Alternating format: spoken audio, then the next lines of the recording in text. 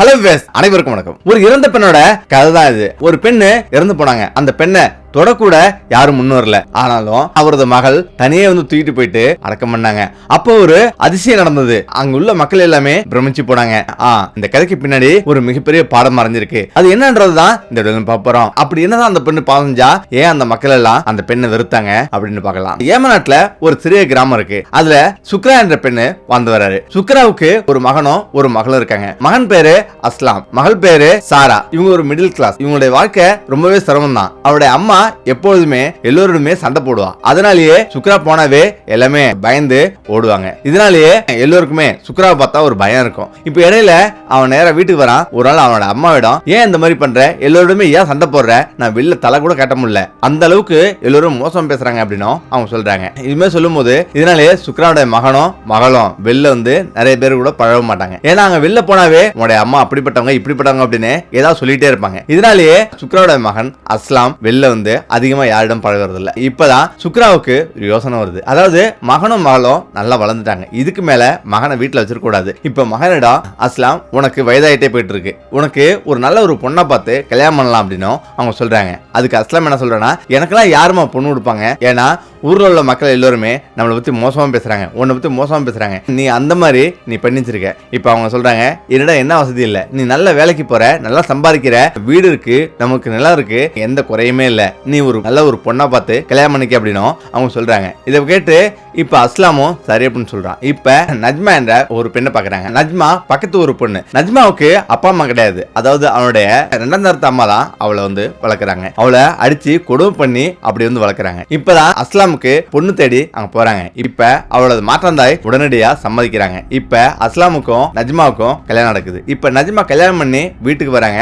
வீட்டுக்கு அவங்க அஸ்லாமோட அறைக்கு அவங்க போலான்னு நினைக்கிறாங்க. ஆனாலும் சுக்ரா என்ன சொல்றாங்கன்னா, நீ எதுக்காக நீ என்னுடைய மகன் கூட ஜாலியா இருக்கலாம் நினைக்கிறியா, அதெல்லாம் முடியாது. நீங்க இருக்கிற வீட்டு வேலை செய்யறதுக்கும் விருந்தாளி வந்தா அவங்களுக்கு சமைக்கிறதுக்கும் தான் நான் உன்னை என்னுடைய மகனை கல்யாணம் பண்ணேன். அதனால நான் என்ன சொல்றேனோ அதை மட்டும் நான் செய்ய அப்படின்னு சொல்லிட்டு ரொம்ப கோபமா அவளை வேலை செய்ய சொல்றாங்க. இப்ப அவ கடுமையா வேலை செய்யறா. இப்ப சுக்ராவும் அவளுடைய மகள் சாராவும் ஜாலியா இருக்கிறாங்க.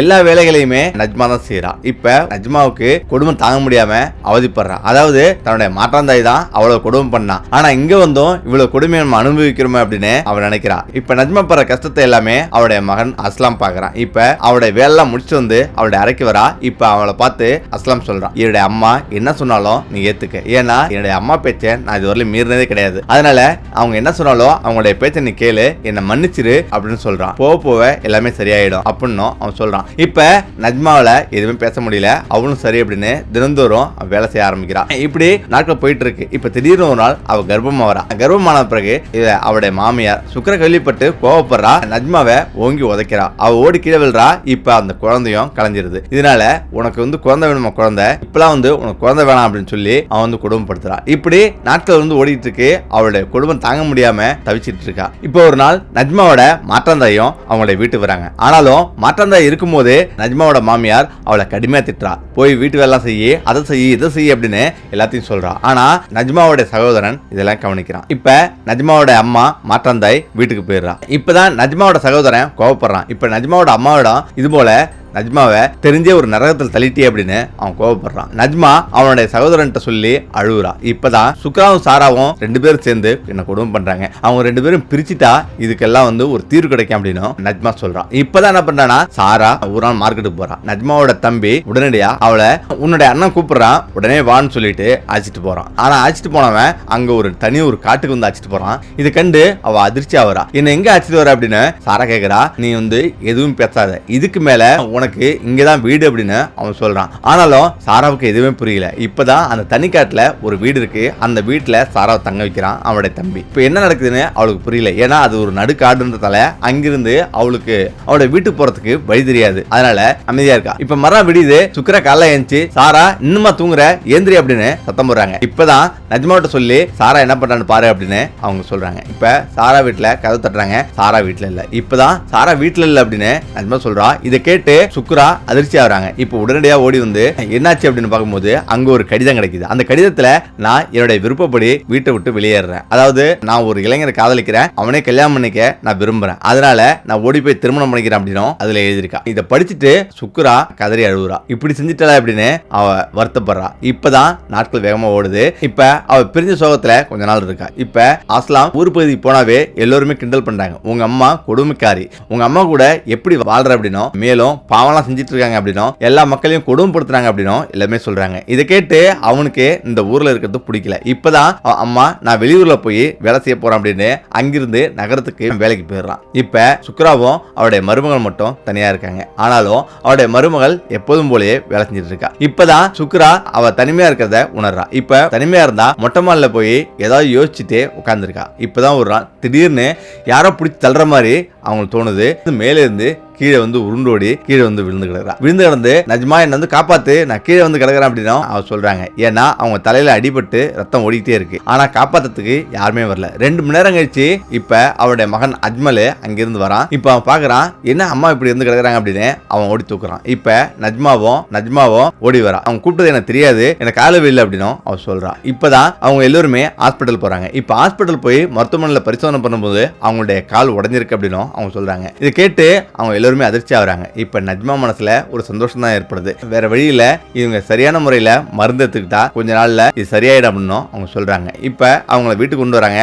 அஜ்மலும் வீட்டிலே இருக்கிறான். இப்ப அஜ்மல் அவனுடைய மனைவிட சொல்றான், இது போல நஜ்மாவிட சொல்றான், என்னோட அம்மா செஞ்சதெல்லாம் மனசுல வச்சுக்கிட்டு அவங்கள எதுவும் பண்ணாத, நல்லா கவனி, அவங்களுக்கு வேலைக்கு சாப்பாடு கொடு, அதே போல மருந்து கொடு அப்படின்னு சொல்லிட்டு அவன் போயிடுறான். இப்ப அவளும் அதெல்லாம் என்னுடைய மனசுல நினைக்கல, என்னுடைய அம்மா மாதிரி தான் நான் அவங்களை நினைக்கிறேன், அப்படிலாம் ஒன்று நடக்காது, கண்டிப்பா நான் நல்லபடியாக கவனிச்சுக்கிறேன் அப்படின்னு அவன் சொல்றான். இப்ப இதை நம்பி சரி அப்படின்னு அஸ்லாம் வெளியூருக்கு வேலைக்கு போறான். இப்ப வேலைக்கு போன பிறகு நஜ்மா, நீ என்ன எப்படிலாம் கொடுமை பண்ண, இதுக்கு மேலதான் உனக்கு வந்து விஷயம் இருக்கு அப்படின்னு சொல்லிட்டு அவளை வந்து கடுமையா பேசுறான். உனக்கு கால் உடைஞ்சது எனக்கு ரொம்ப சந்தோஷம் அப்படின்னு அவ பேசுறான். இதை கேட்டு சுக்ரா ரொம்ப வருத்தப்படுறாங்க. இப்ப நாட்கள் ஓடுது. சில நாட்கள்ல அவளுடைய மகளை சாரா, எங்க போன, நான் இப்படி இருந்து இருக்கிறேன்னு என்னை வந்து பாரு அப்படின்னும், என்னை கவனிக்க கூட ஆள் இல்லையே அப்படின்னும் அவங்க சொல்றாங்க. ஆனா இப்ப அஸ்லாம் வெளில போன பிறகு அவங்களுக்கு சரியான சாப்பாடு கொடுக்கறது இல்ல, சரியான வேலை மருந்து கொடுக்கறது இல்ல, அதனால அந்த காயமே சரியா வந்து ஆறாம போகுது. இப்ப மருத்துவமனைக்கு திரும்ப போறாங்க. இந்த நேரம் இவங்க சரியா இருக்கணும், ஆனா சரியானபடி இவங்க மருந்து எடுத்துக்கல அப்படின்னு அவங்க சொல்றாங்க. ஏன்னா அவங்க கால் நடக்க கூட முடியாத அளவுக்கு அவங்க வந்து படுத்து வருகிறாங்க. இப்படி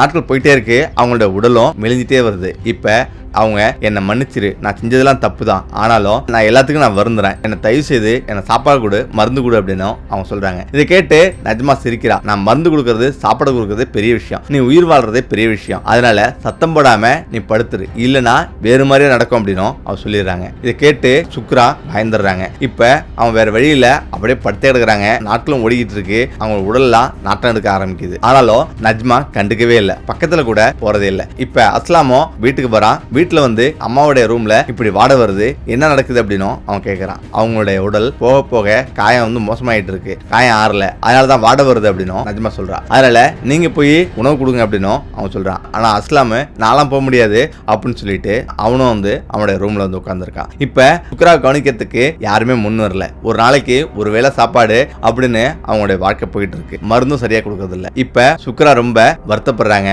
ஒரு நாள் திடீர்னு யாரோ ஒரு நிழல் வந்து தெரியுது. அந்த நிழலை பார்த்து ஆச்சரியப்படுறாங்க. அதுதான் அவருடைய மகள் சாரா. சாரா, நீ எங்கம்மா போன, இவ்வளவு நாள் நான் எவ்வளவு கொடுமை அனுபவிச்சுட்டு இருக்கேன் தெரியுமா அப்படின்னு அவங்க வந்து ரொம்ப வருத்தப்படுறாங்க. இப்ப சாராவும் ரொம்ப வந்து அழுகுறாங்க.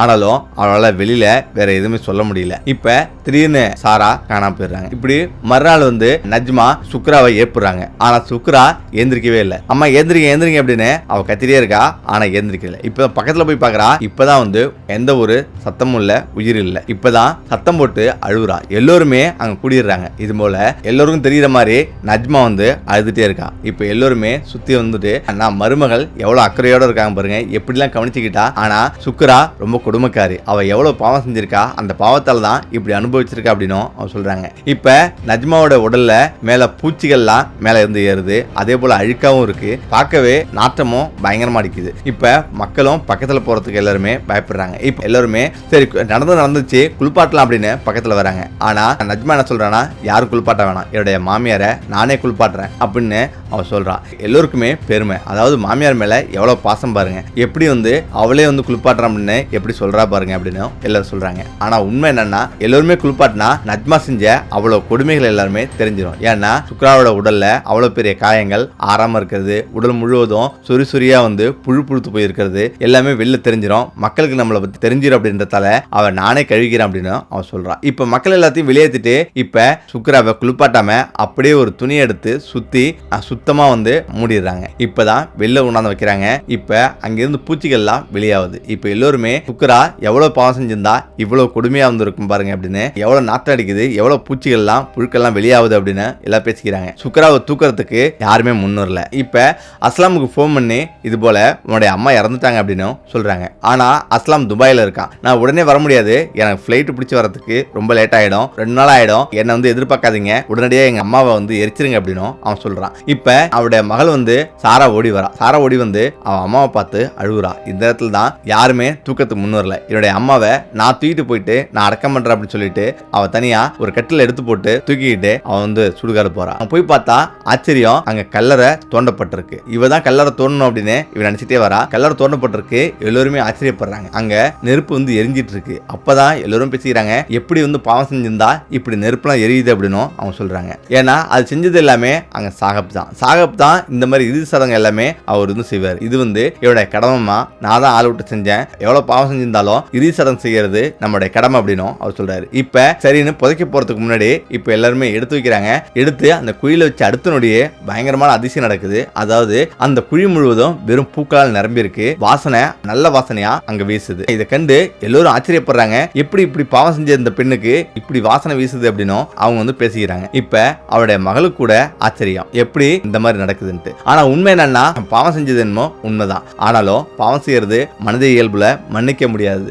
அப்படிப்பட்ட பாவத்தை சுக்ரா செஞ்சிருக்காங்க. ஆனா அவங்களுடைய பாவம் நீங்கினதுக்கு காரணம் அந்த பாவத்தை அவருடைய மருமகள் நஜ்மா வாங்கிட்டா. அதனாலதான் அவருடைய புதைக்கும் போது இப்படி ஒரு வாசனையும் பூக்களும் அங்க நிறைஞ்சிருக்கு. இப்ப இதே தண்டனை தான் நஜ்மாவும் அனுபவிக்க போறா. இப்ப என்ன நடக்குது அப்படின்னா, அடுத்தது எல்லாருமே அடக்கம் பண்ணிட்டு வீட்டுக்கு வராங்க. இப்ப தினந்தோறும் சாரா அந்த கல்லறைக்கு போயிட்டு பூக்களை நிரப்பிட்டு அவன் வீட்டுக்கு வராங்க. இப்ப அஸ்லாம் அவனுடைய வீட்டுக்கு வரான். வீட்டுக்கு வந்துட்டு அவன் உட்கார்ந்து அம்மா இறந்துட்டாங்க அப்படின்னு அழுதுட்டு உட்கார்ந்துருக்கான். இந்த இடத்துல தான் அவருடைய தங்கச்சி சாரா வீட்டுக்கு வரா. இப்ப சாராவை பார்த்து, நீ எதுக்கு இங்க வந்த, உன்னாலதான் அம்மா இப்படி இறந்தாங்க, இதுக்கு மேல சொத்துல பங்கு கேட்கறது வந்திருக்கே அப்படின்னு அவன் கோபமா கேட்கிறான். இப்பதான் அவன் சொல்றா, எனக்கு சொத்து தேவையில்ல, சொத்தை நீயே எடுத்துக்க, நான் வந்தது வேறு விஷயத்துக்காக வந்திருக்கேன் அப்படின்னு அவன் சொல்றான். இப்ப இதை கேட்டு அஸ்லாமும் குழம்புறான். அவன் சொல்றான், உண்மையிலேயே அம்மா தானா இறக்கல, அம்மாவை அண்ணி தான் மேமாடியில இருந்து இப்படி தள்ளிவிட்டாங்க, அண்ணி தான் எல்லாத்துக்கும் காரணம் அப்படின்னு அவன் சொல்ல ஆரம்பிக்கிறான். இதை கேட்டு அஸ்லாம் கொஞ்சம் அதிர்ச்சி ஆகிறான். இருந்தாலும் இப்பதான் சொல்றா, நான் யாரையும் காதலிக்கல, நான் யாரையும் இழுத்துட்டு போய் கல்யாணம் பண்ணல, அந்த கடிதம் எழுதுனது